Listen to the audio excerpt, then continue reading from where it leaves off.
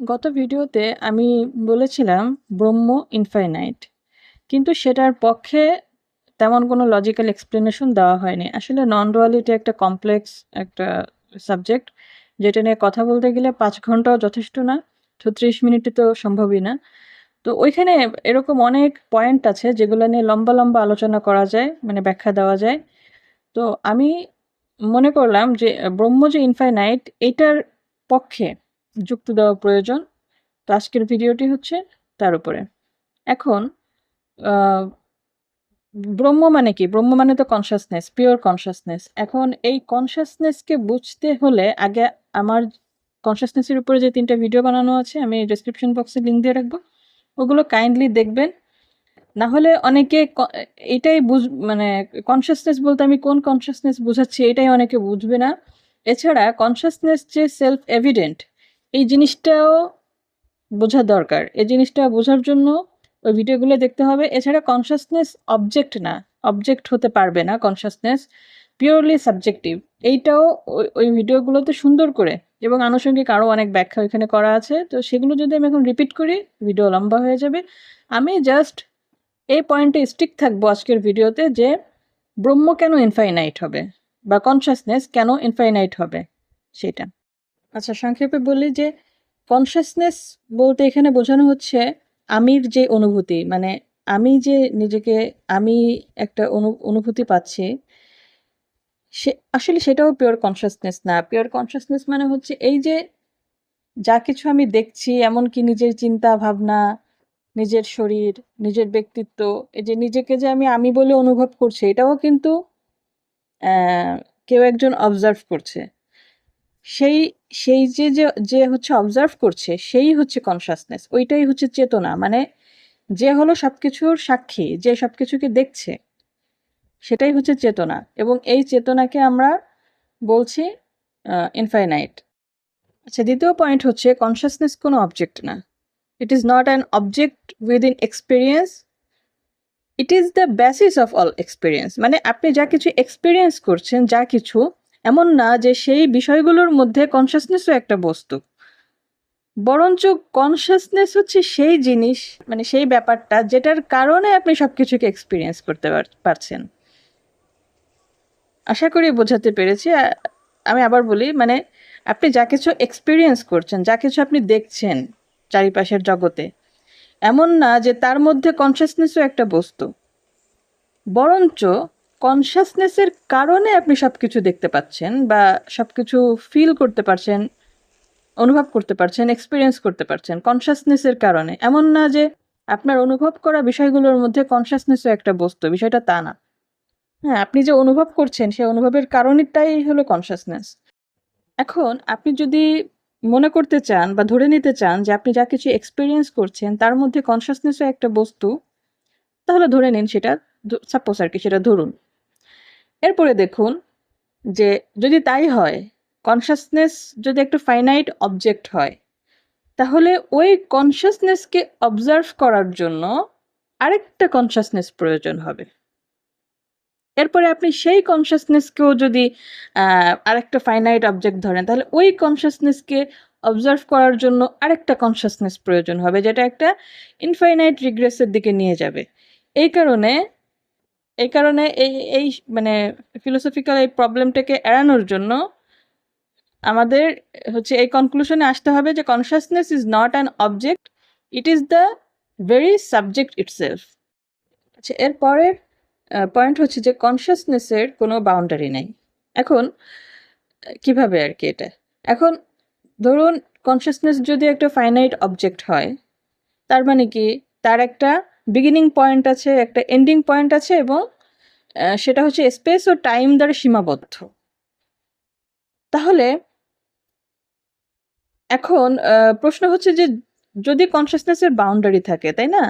ধরুন, ধরে নিন যে কনসাসনেসের বাউন্ডারি আছে, তাহলে ওই বাউন্ডারির চারপাশে কি আছে? বাউন্ডারির চারপাশে কি থাকবে? What would be outside of consciousness? এখন ধরুন, এখন এখানে 2টা কন্ডিশন হতে পারে, যে হয় কনসাসনেসের যে বাউন্ডারিটা আপনি ধরে নিচ্ছেন তার চারপাশে হয় কিছু নেই, অথবা কিছু একটা আছে। যদি কিছু না থাকে তার মানে কনসাসনেস ইনফাইনাইট। যদি কিছু না থাকে মানে কি, বাউন্ডারির চারপাশে যদি আর কিছু না থাকে তার মানে ওইটাই ইনফাইনাইট, ইনফাইনাইট হবে। আর যদি কিছু থাকে, if there is something outside consciousness, then you are aware of that something, which means it is within consciousness. মানে বাউন্ডারির চারপাশে যদি অন্য কোনো কিছু থাকে তাহলে আপনি নিশ্চয়ই সেই ব্যাপারগুলো, সেটা নিয়েও আপনি অ্যাওয়ার। সেটা নিয়ে অ্যাওয়ার মানেই ওইটা আপনার কনসাসনেসের মধ্যেই আছে। এর মানে কনসাসনেসের বাউন্ডারি থাকতে পারবে না, এর মানে কনসাসনেস ইনফাইনাইট। আচ্ছা, এর পরের পয়েন্ট হচ্ছে কনসাসনেস যদি ফাইনাইট হয় তাহলে এটাকে ডিভাইড করা যাবে, বিভিন্ন অংশে ভাগ করা যাবে। এখন মনে করুন যে আপনি কনসাসনেসকে বিভিন্ন অংশে ভাগ করলেন, ভাগ করলে তখন কি হবে? যেমন আমরা একটা কেকের টুকরোকে যদি বিভিন্ন অংশে ভাগ করি, ওরকম আপনি কনসাসনেসকে একটু একটু করে ভাগ করলেন। ভাগ করার পরে এখন ওই দুই টুকরো কনসাসনেসের মধ্যে যে গ্যাপটা থাকবে, ওইখানে আসলে কি থাকবে? ওইখানে আনকনসিয়াসনেস থাকবে, আনঅ্যাওয়ারনেস, মানে ওইখানে আসলে কি থাকবে ওইখানে? অর্থাৎ ওই গ্যাপটা কি দিয়ে ফিল আপ হবে? এখন যদি দুটো পার্ট, কনসাসনেসের যদি দুটো পার্টের মধ্যে গ্যাপ থাকে তাহলে ওই গ্যাপের মধ্যে যা কিছু থাকবে সেটা ইনহেরেন্টলি আননোয়েবল হবে। কারণ কনসাসনেস মানেই হচ্ছে চারিপাশের জগৎ সম্পর্কে সচেতন থাকা বা হচ্ছে এক্সপিরিয়েন্স করতে পারা। এখন মনে করুন যে কনসাসনেসকে আপনি একটা মানে পর্দার মতো চিন্তা করুন, যার মধ্যে ওরকম ছোট ছোট গ্যাপ আছে। মানে যদি কনসাসনেস ফাইনাইট হয় তাহলে তো সেটাকে ডিভাইড করা যাবে এবং দুটো অংশের মধ্যে গ্যাপ থাকবে। এখন ওই গ্যাপের মধ্যে যা কিছু থাকবে আপনি তার সম্পর্কে কোনোদিনও জানতে পারবেন না বা ইনহেরেন্টলি আননোয়েবল সেই জিনিসগুলো। কিন্তু কনসাসনেস মানে কিন্তু এই না যে সবকিছু আপনি জানতে সক্ষম, বিষয়টা কিন্তু তা না। কনসাসনেস মানে হচ্ছে সবকিছু সম্পর্কে অ্যাওয়ার থাকা, বা ওই যে গ্যাপগুলো তৈরি হয়েছে সেই গ্যাপগুলোতে যা আছে সেটা সম্পর্কে যে আপনি জানতে পারবেন না এইটাও কিন্তু আপনি জানতে পারছেন। এই এই অ্যাওয়ারনেসটা আপনার মধ্যে আছে, অ্যান্ড দ্যাট ইজ কনসাসনেস। এইটাই হচ্ছে কনসাসনেস। যত ধরনের চিন্তা ভাবনা, অনুভূতি, পারসেপশন, যত যা কিছু আছে সবকিছু কনসাসনেসের মধ্যেই ঘটে, অ্যাওয়ারনেসের মধ্যেই ঘটে। এমনকি এই যে আইডিয়া কোনো কিছু কনসাসনেসের বাইরে আছে, এইটাও কনসাসনেসের মধ্যেই কিন্তু ঘটতেছে, কনসাসনেসের মধ্যেই অ্যাপিয়ার হচ্ছে এই আইডিয়াটাও, যে সামথিং আউটসাইড কনসাসনেস। তার মানে যদি আমরা কনক্লুড করি যে কনসাসনেসের মধ্যে কোনো গ্যাপ থাকা আসলে সম্ভব না, মানে কোনো আউটসাইড থাকা সম্ভব না। আউটসাইড কিছু আছে বা গ্যাপ আছে সেটা সম্পর্কেও কনসাসনেস কনসাস, তার মানেই consciousness infinite. Consciousness can not be divided into parts. তারপরে হচ্ছে আমি যদি একটু উদাহরণ দিয়ে বোঝাতে চাই, যেমন ধরুন আমরা যে আয়না দেখি, এই আয়না যদি ফাইনাইট হয় তাহলে আমরা আয়নায় কি দেখতে পারবো? আমাদের হচ্ছে একটা পার্ট দেখতে পারবো, আমাদের ফেস বা আমাদের হচ্ছে আমরা যেখানে দাঁড়িয়ে আছি সেটার একটা পার্ট দেখতে পারবো। কিন্তু বাকি অংশ হচ্ছে আমরা দেখতে পারবো না, যেহেতু আয়নাটা ছোট বা কাটা।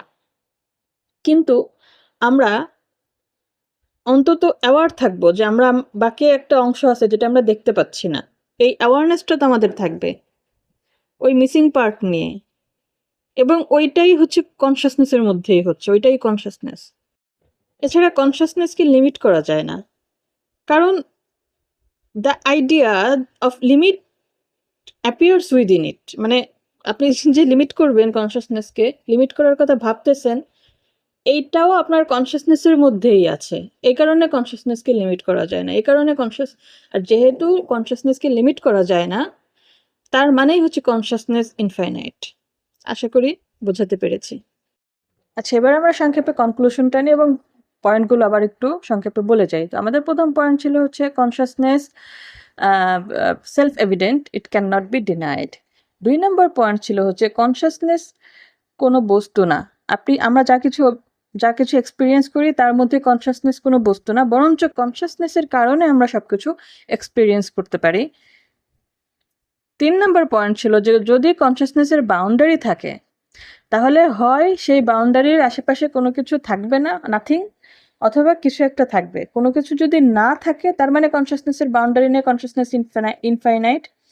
আর যদি কোনো কিছু থাকে তার মানে ওই সামথিং এর ব্যাপারেও আমরা অ্যাওয়ার, দ্যাট মিনস সেটা আমাদের কনসিয়াসনেসের আন্ডারেই পড়ছে, তার মানে কনসিয়াসনেস ইনফাইনাইট। 4 নম্বর পয়েন্ট হচ্ছে কনসিয়াসনেস যদি ফাইনাইট হতো তাহলে কনসিয়াসনেসকে ভাগ করা যেত, কিন্তু কনসিয়াসনেস ইনডিভিজিবল। কনসিয়াসনেসকে যদি ভাগ করা যায় বা আমরা যদি কনসিয়াসনেসকে ভাগ করিও তাহলে ওই পার্টগুলো কনসিয়াসনেসের মধ্যেই হবে, আমরা সেটা ব্যাখ্যা করে বলেছি।